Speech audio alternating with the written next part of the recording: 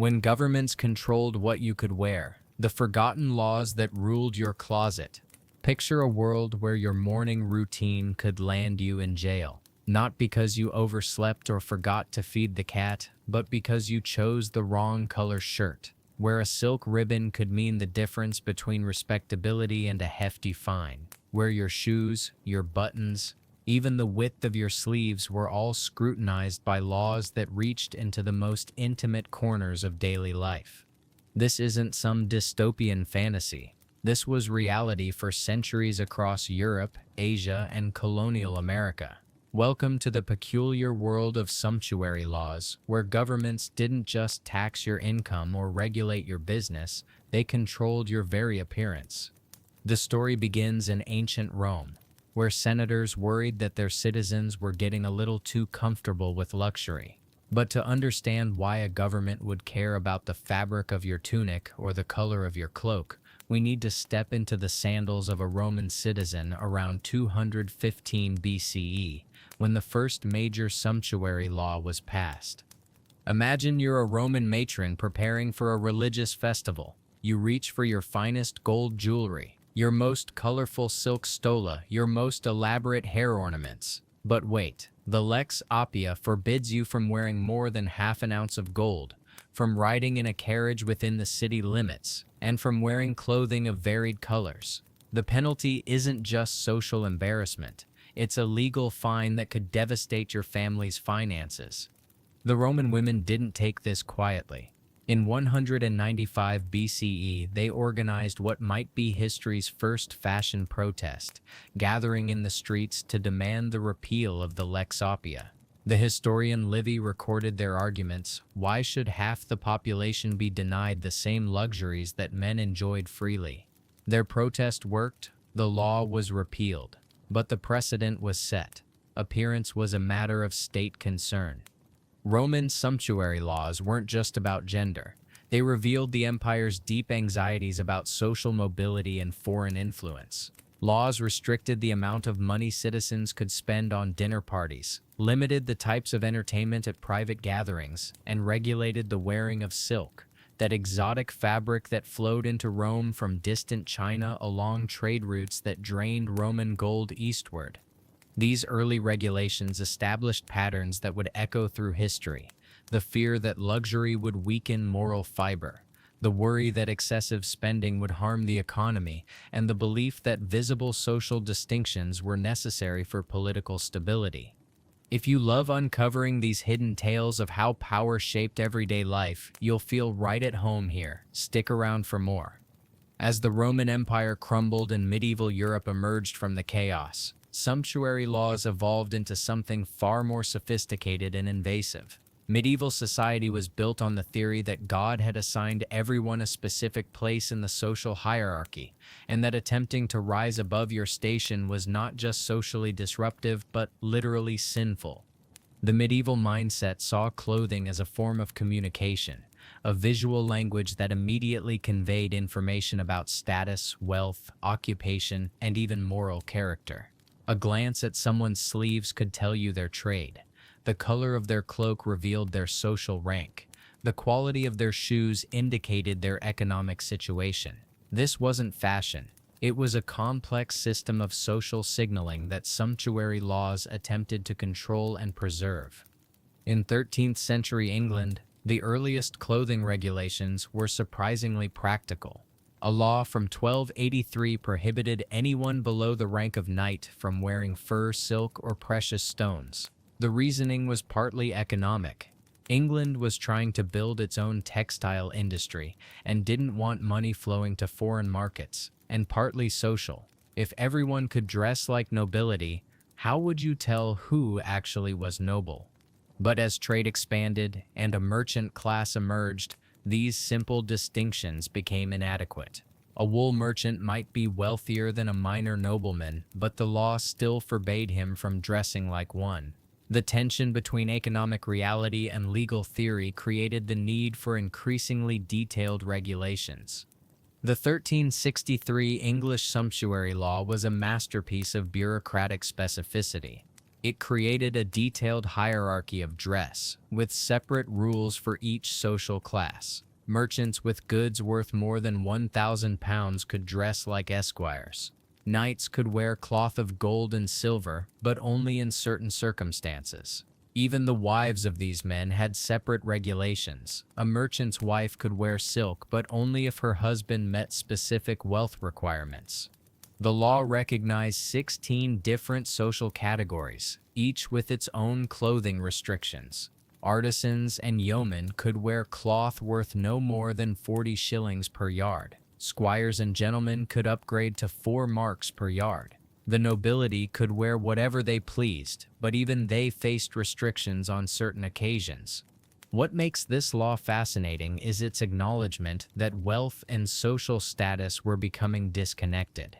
By allowing wealthy merchants to dress above their birth rank, it recognized economic reality while trying to maintain social distinctions. It was a compromise that satisfied no one and pleased everyone. Classic medieval politics. Soon, you'll hear about how a single button could reveal whether someone was trying to appear wealthier than they actually were, and the ingenious methods authorities used to catch fashion criminals. The enforcement of these laws was where things got truly interesting. Medieval authorities took fashion violations seriously, appointing official inspectors whose sole job was to monitor what people wore. In Florence, these officials were called officers against ornaments and improper dress, and they had the power to stop anyone on the street for a clothing inspection. Picture the scene. You're walking through medieval Florence, heading to market in your best tunic. Suddenly, an official steps out of a doorway, measuring stick in hand. He examines the width of your sleeves. Too wide suggests you're trying to appear wealthy. He checks the quality of your buttons. Are they bone, as befits your station, or silver, which would be illegal? He scrutinizes the embroidery on your cloak, counting the threads per inch to determine if it exceeds legal limits.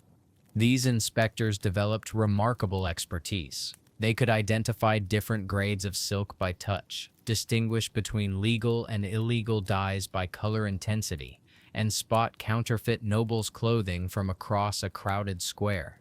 They carried reference books listing current fabric prices, social hierarchies, and penalty schedules. They were, in essence, the world's first fashion police. The records these officials kept provide an incredibly detailed picture of medieval life. Court documents from Florence show prosecution for violations ranging from wearing prohibited silver buttons to using silk thread in embroidery. A 1378 case involved a woman fined for wearing a cloak with sleeves that were 2 inches too wide. Another from 1384 concerned a man whose shoes were deemed too pointy for his social station. The penalties varied by location and severity. In some Italian city-states, first-time offenders faced fines equivalent to several months' wages. Repeat offenders could face public humiliation, being forced to wear deliberately ugly clothing as punishment. In extreme cases, clothing violations could result in imprisonment or exile. But the most fascinating aspect of these records is what they reveal about human ingenuity. Medieval people developed remarkable creativity in circumventing sumptuary laws while technically staying within legal boundaries. They discovered loopholes, exploited ambiguous wording, and found ways to achieve forbidden looks using legal materials. One popular strategy involved borrowing or renting expensive clothing for special occasions. Since most sumptuary laws focused on ownership rather than wearing, this created a legal gray area. Wealthy merchants would lend fine clothes to their servants, who could then legally wear garments their masters couldn't. Another approach involved geographic arbitrage. Laws varied between cities and regions, so something illegal in Florence might be perfectly acceptable in nearby Pisa. Wealthy individuals would travel to attend important events, wearing clothes that would be illegal at home, but legal at their destination. The most sophisticated workaround involved technical compliance with the spirit of rebellion. Laws typically specified exact materials, silk, velvet, certain dyes, but said nothing about achieving similar effects through legal means. Skilled tailors developed techniques for making wool look like silk, creating dyes that mimicked expensive colors using cheap materials, and designing garments that suggested luxury without technically violating regulations. Color restrictions created particularly interesting challenges. Purple, that royal hue made from expensive murex shells, was often reserved for the highest nobility. But creative dyers discovered they could achieve similar shades using combinations of legal colors. Blue mixed with red created purples that weren't technically purple, satisfying both fashion desires and legal requirements. The fur trade created another area of creative interpretation. Ermine was reserved for royalty, fox for nobility, and rabbit for wealthy merchants. But what about rabbit fur that had been dyed to look like fox? Or fox fur that had been trimmed to resemble ermine? The legal system struggled to keep up with fashion innovation. What twists surprised you most so far?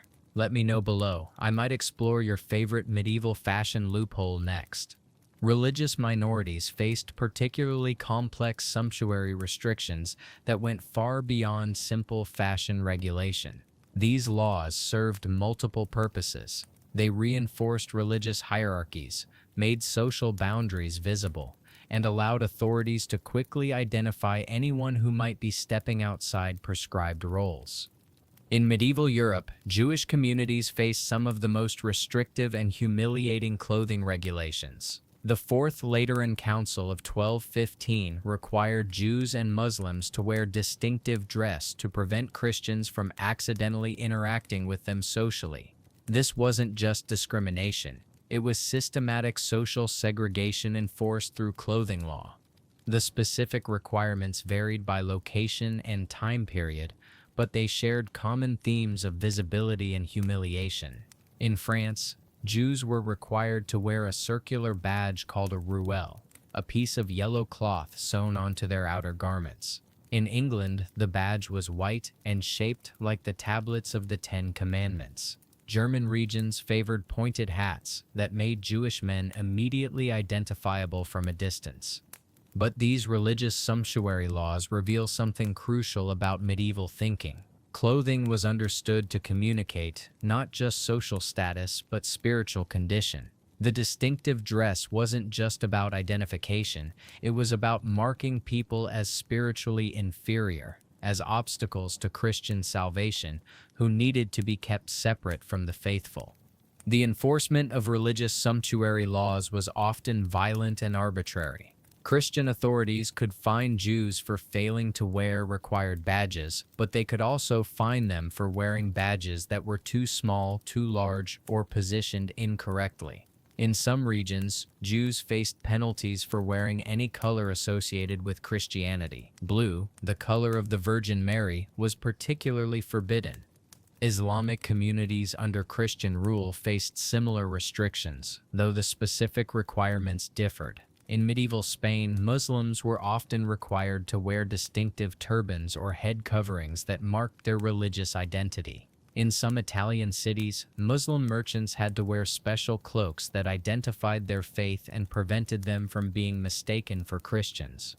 The psychological impact of these laws was enormous. Imagine being forced to wear clothing that marked you as different, inferior, potentially dangerous. Every time you left your home, your clothing announced your vulnerability to harassment, discrimination, and violence. The laws didn't just regulate fashion. They regulated dignity, self-respect, and basic human freedom.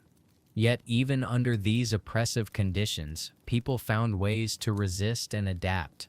Jewish communities developed subtle signals within their required distinctive dress, particular ways of wearing badges, specific fabric choices, or minor decorative elements that communicated resistance or solidarity. These small acts of defiance preserved dignity in the face of systematic humiliation. The transition from medieval to Renaissance sumptuary laws reflected changing economic and social realities. As trade expanded and cities grew, the old feudal hierarchies became increasingly inadequate. A silk merchant might be wealthier than a duke, but traditional sumptuary laws still treated him as socially inferior. Renaissance city-states developed more sophisticated approaches to fashion regulation. Venice, that great center of international trade, created laws that recognized economic success while still maintaining social distinctions. Venetian sumptuary laws established multiple clothing categories based on both birth and wealth, allowing successful merchants to dress above their traditional station while still reserving certain privileges for old nobility. The Venetian approach was typical of Renaissance pragmatism. Rather than trying to freeze social mobility, the laws attempted to channel and control it. A merchant who achieved certain wealth thresholds could upgrade his clothing allowances, but only gradually and with official recognition. This created a legal path for social advancement while maintaining government oversight.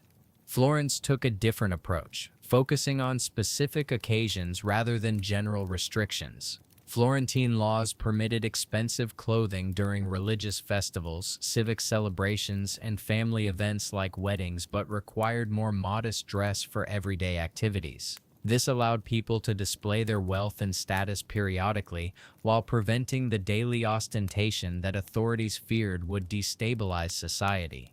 The Florentine system also recognized the importance of fashion to the city's economy. Florence was one of Europe's major textile centers, and overly restrictive sumptuary laws could harm local industries. The laws therefore attempted to promote Florentine-made luxury goods while restricting imports, supporting local artisans while controlling social display. Renaissance sumptuary laws also began to recognize gender differences more explicitly. Medieval laws had often treated men's and women's clothing similarly, but Renaissance regulations developed separate and often more restrictive rules for women. This reflected changing ideas about female virtue, family honor, and social propriety. Women's sumptuary laws focused particularly on jewelry, cosmetics, and hairstyles, areas where female fashion had become increasingly elaborate. Venetian laws limited the number of rings a woman could wear, the length of her trains, and the height of her shoes. Florentine regulations restricted the use of pearls, prohibited certain hairstyles, and limited the amount of gold thread in embroidery.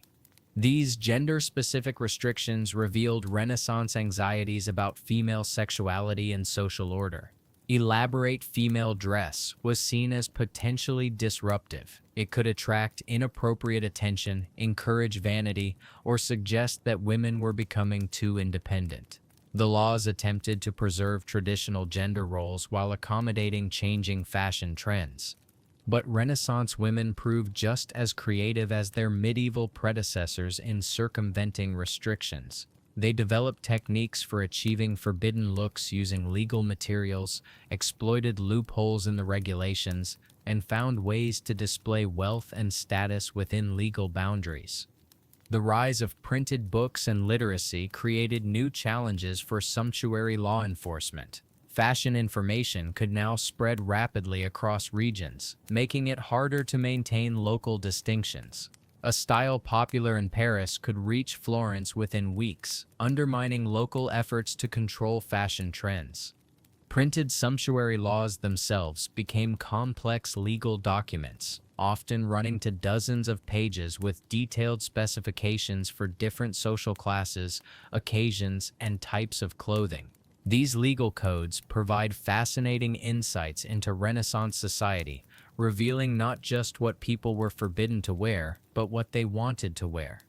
The complexity of Renaissance sumptuary laws ultimately contributed to their decline. As the regulations became more detailed and sophisticated, they also became more difficult to enforce and easier to circumvent. The legal system couldn't keep up with the rapid pace of fashion change and the increasing creativity of people determined to express their personal style. The Protestant Reformation added religious dimensions to sumptuary law enforcement. Protestant regions often embraced clothing restrictions as expressions of religious virtue, viewing elaborate dress as evidence of Catholic decadence. Puritan communities were particularly strict, seeing simple clothing as both a sign of godliness and a rejection of worldly vanity.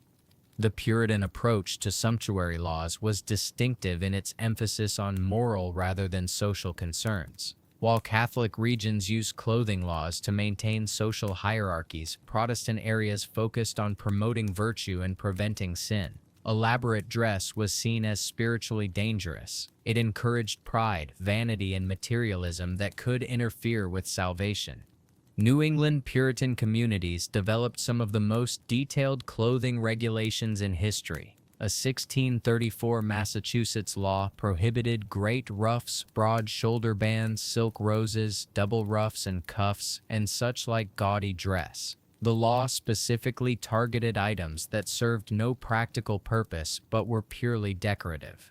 But even the Puritans faced the same human nature that had challenged lawmakers for centuries. People wanted to look attractive, to express their prosperity, to show their taste and creativity. Puritan court records are filled with cases involving clothing violations, evidence that even in the most religiously strict communities, fashion desires couldn't be completely suppressed. The Puritan experience revealed a fundamental contradiction in sumptuary law philosophy. If simple dress was truly virtuous, why did it require legal enforcement? If people were naturally inclined toward modesty, why were elaborate laws necessary to maintain it? The need for sumptuary laws actually proved that human nature tended toward exactly the behaviors they were designed to prevent. Colonial American sumptuary laws reflected the complex social dynamics of frontier societies. Unlike European communities with established social hierarchies, colonial settlements had to create class distinctions from scratch. Sumptuary laws became tools for establishing and maintaining social order in communities where traditional markers of status weren't always applicable. Virginia's colonial sumptuary laws attempted to preserve English class distinctions in the New World. The laws prohibited anyone below the social rank of gentlemen from wearing silk stockings, silk scarves, or silver belt buckles. But enforcement proved difficult in a society where economic success didn't always correlate with traditional social rank. The Virginia experience highlighted a key problem with colonial sumptuary laws. They tried to maintain Old World social distinctions in New World conditions. A successful planter might have more wealth than an English gentleman, but colonial law still treated him as socially inferior. This created tensions that ultimately contributed to revolutionary sentiment. Massachusetts took a different approach, focusing on community solidarity rather than hierarchical distinction. Puritan sumptuary laws were designed to prevent any community member from standing out too prominently, whether through wealth or poverty. The goal was social cohesion rather than class distinction. But even Massachusetts faced challenges from human nature and economic reality. Successful merchants and farmers accumulated wealth that they wanted to display. Young people chafed at restrictions that prevented them from following fashion trends. Women found ways to make permitted clothing more attractive through creative design and decoration. The decline of colonial sumptuary laws reflected changing ideas about individual liberty and economic freedom. As Enlightenment philosophy spread through colonial communities, people began questioning whether government had the right to control personal choices about clothing and appearance. The American Revolution effectively ended sumptuary law enforcement in the new United States. The revolutionary emphasis on individual liberty and equality made clothing restrictions seem incompatible with Republican government. If all citizens were equal before the law, how could the government treat them differently based on their clothing choices? But the legacy of sumptuary laws lived on in American culture. The Puritan emphasis on simple dress evolved into broader American suspicions of ostentation and luxury. The democratic ideal of equality translated into social pressure for modest, practical clothing that didn't suggest aristocratic pretensions. The end of sumptuary laws didn't end social regulation of clothing. It just shifted the enforcement mechanism from legal to social pressure. American communities developed unwritten dress codes that were just as restrictive as formal sumptuary laws, but were enforced through social disapproval rather than legal penalties. The Industrial Revolution transformed the economic foundations that had supported sumptuary laws for centuries. Mass production made luxury goods affordable to broader populations, undermining the economic basis for clothing restrictions. A factory worker could now afford silk stockings. A clerk could buy a wool coat that looked like the ones worn by gentlemen. The rise of department stores and ready-made clothing democratized fashion in ways that sumptuary laws couldn't prevent. When anyone could walk into a store and buy clothing previously available only to the wealthy, the old system of visual class distinction broke down completely. But perhaps more importantly, the Industrial Revolution changed fundamental ideas about social mobility and individual rights.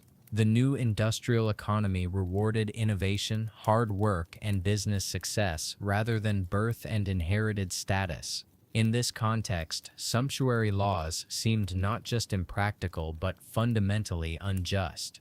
The final decline of sumptuary laws reflected the triumph of market economics over traditional social control. Instead of legal restrictions, price became the primary regulator of luxury consumption. Anyone could buy expensive clothing if they could afford it. This market-based system seemed more fair and efficient than the old legal restrictions. Yet echoes of sumptuary thinking persisted in new forms. School uniforms, military dress codes, and professional attire requirements all reflected the same basic principle that clothing should communicate appropriate social roles and relationships. The methods changed, but the underlying desire to regulate social signaling through dress remained. Modern luxury brands serve some of the same functions as historical sumptuary laws, using price and exclusivity to maintain social distinctions. A $5,000 handbag signals wealth and status just as effectively as medieval restrictions on silk and ermine. The difference is that modern luxury is regulated by market forces rather than government decree. The psychology behind sumptuary laws, the desire to display status through clothing, and the equally strong desire to prevent others from doing so, remains as relevant today as it was in medieval Europe. Social media has created new platforms for fashion display and new anxieties about appropriate dress. Office dress codes, school uniform policies, and social expectations about appropriate attire all echo sumptuary law principles. Understanding this history helps explain continuing tensions about clothing and social status. The human impulses that drove sumptuary law creation, the desire for distinction, the fear of social disruption, the use of appearance to communicate identity haven't disappeared. They've just found new expressions in modern consumer culture. The study of sumptuary laws also reveals how government power operates in intimate aspects of daily life. These laws didn't just regulate behavior, they shaped identity, controlled self-expression, and determined how people could present themselves to the world. They remind us that seemingly personal choices like clothing selection can become political issues when they threaten established power structures. Perhaps most importantly, the history of sumptuary laws demonstrates the remarkable persistence of human creativity and resistance in the face of oppressive regulations. Throughout centuries of legal restrictions, people found ways to express themselves, to push boundaries, to claim dignity and beauty despite official attempts to deny them these basic human needs. The ingenious workarounds, creative interpretations, and subtle acts of rebellion recorded in sumptuary law court cases reveal something beautiful about human nature. The refusal to be completely controlled, the determination to find freedom even within restrictive systems, the irrepressible desire for self-expression and individual dignity. And that may be the most fascinating lesson of all. In trying to control something as personal as clothing choice, sumptuary laws revealed just how impossible it is to completely regulate human nature. People have always found ways to express themselves, to create beauty, to claim their own small space of freedom and dignity. So the next time you choose what to wear in the morning, take a moment to appreciate the liberty in that simple decision. For over a millennium, that choice, what color, what fabric, what style, was one of the most regulated aspects of human life. In selecting your clothes freely, you're exercising a freedom that millions of people throughout history could only dream of. The laws that once controlled the width of sleeves and the color of buttons may be gone, but they left behind treasure troves of stories about human ingenuity, social anxiety, and the eternal struggle between authority and individual expression. They remind us that the most ordinary aspects of daily life, getting dressed, choosing accessories, deciding how to present ourselves to the world, often contain the most extraordinary histories of human struggle and triumph. If you're in the mood for another gentle dive into the hidden corners of human history, our next exploration awaits you, where we'll uncover how something as simple as a dinner fork once scandalized entire kingdoms, and why using one could mark you as dangerously foreign.